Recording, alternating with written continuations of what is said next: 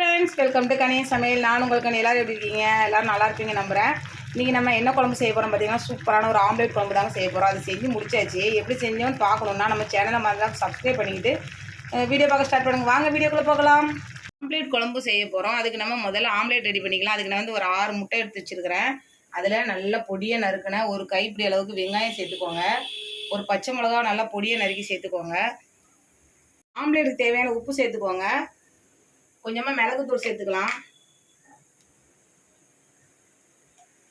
உடச்ச கடலையே நல்லா மிக்சியில் பொடி பண்ணி வச்சுருக்கேன், அதையும் சேர்த்துக்கலாம். இது எதுக்குன்னு கேட்டிங்கன்னா, நம்மளோட ஆம்லேட் வந்து உடையாமல் இருக்கிறதுக்காக, ஒரு பைண்டிங்காக நம்ம பண்ணுறோம். நம்ம வெறுமனவும் செய்யலாம். வெறுமனை செஞ்சோம்னா அது வந்து ஊற்றி எடுக்கும்போது அங்கங்கே பிய்ய ஆரம்பிச்சிடும். இந்த மாதிரி செஞ்சோம்னா பிய்யாது.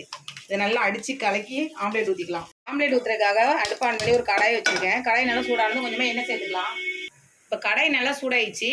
கொஞ்சமாக எண்ணெய் சேர்த்துக்கோங்க. நம்ம எப்பயும் ஆம்லேட் ஊற்றுற மாதிரியே ஊற்றிக்கலாம். இன்னும் நம்ம குட்டி குட்டியாக ஊற்றிருப்போம். இப்போ நம்ம அப்படியே ஒரே இதாக ஃபுல்லாக ஊற்ற போகிறோம்.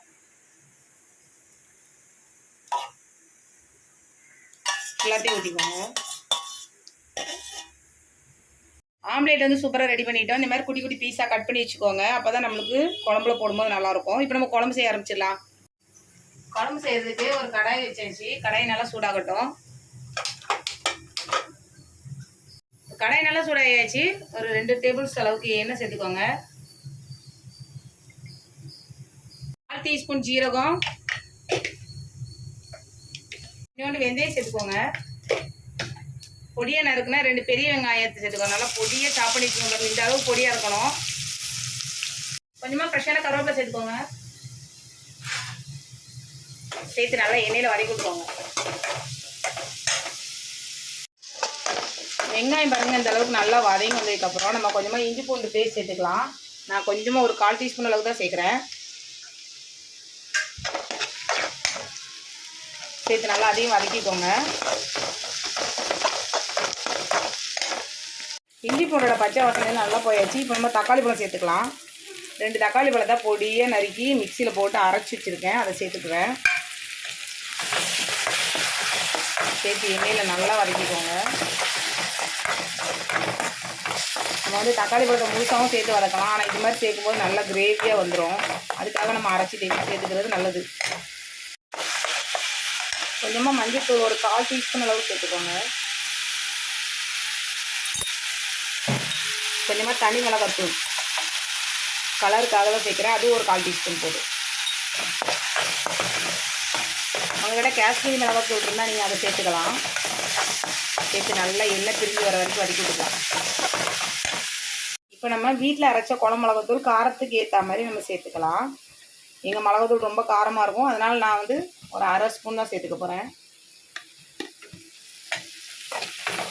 சேர்த்து அதையும் நல்லா வதக்கிக்கலாம். எண்ணெயில் பாருங்கள், நல்லா கலர்ஃபுல்லாக சூப்பராக இருக்குது. அந்த தனி மிளகாத்தூள் சேர்க்கும்போது இந்த மாதிரி கலர் நல்லா வரும்.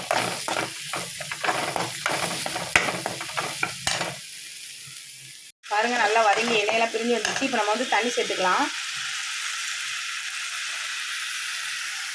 குழம்புக்கு தேவையான தண்ணி. என்னோட தண்ணி வெள்ளை கலரில் இருக்குன்னு பார்த்தீங்கன்னா, இது வந்து நம்ம அரிசி ஊற வைப்போம்னா சாதத்துக்கு 2 டைம் நல்லா கழுவி தூர ஊற்றிட்டு அதுக்கப்புறம் நல்ல தண்ணியில் ஊற வச்சு அந்த தண்ணி சேர்த்து செஞ்சோம்னா எந்த குழம்பா இருந்தாலும் வேறு லெவல் டேஸ்ட்டில் இருக்கும். ட்ரை பண்ணி பாருங்கள். நீங்களும் கொஞ்சம் கெட்டியாக இருக்குது, நம்ம கொஞ்சம் தண்ணி ஊற்றி சேர்த்துக்கலாம். பச்சை தண்ணி சேர்க்கறதோடு இந்த மாதிரி அரிசி தண்ணி சேர்க்கும்போது குழம்பு வந்து கூடுதல் சுவை கிடைக்கும்.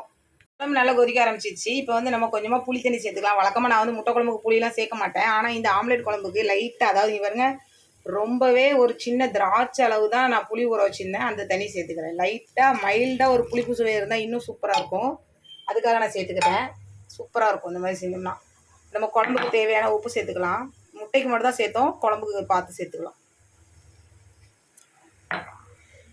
கூடவே வந்து தேங்காய், ஒரு துண்டு தேங்காயில் ஒரு 1/2 ஸ்பூன் சோம்பு சேர்த்து நல்லா அரைச்சி வச்சுக்கேன், அதையும் சேர்த்துக்கிறேன். சேர்த்து நல்லா கலந்து விட்டுக்கோங்க. நல்லா கொதித்து அதோட பச்சை வாசனைலாம் போய் நல்லா குழம்பு கெட்டியாகட்டும். பாருங்கள், குழம்பு நல்லா கொதித்து சுண்டி எண்ணெயெல்லாம் பிரிஞ்சு சூப்பராக வந்துச்சு. இப்போ நம்ம ஆம்லேட் ரெடி பண்ணி வச்சுருக்கோம், அதை ஒன்றா உள்ளே இறக்கிக்கலாம். இது வந்து நார்மல் முட்டை குழம்பை விட இது வந்து சூப்பராக இருக்கும். ஒரு டைம் எல்லாருமே இதை ட்ரை பண்ணி பாருங்கள், அட்டகாசமாக இருக்கும். கொஞ்சமாக கொத்தமல்லி இலை மேலே தூவிக்கலாம். ஆம்லேட்டை போட்டு ஒரு 2 நிமிஷம் மட்டும் இறக்கணும்னா சூப்பரான ஆம்லேட் குழம்பு ரெடி ஆகிடும்.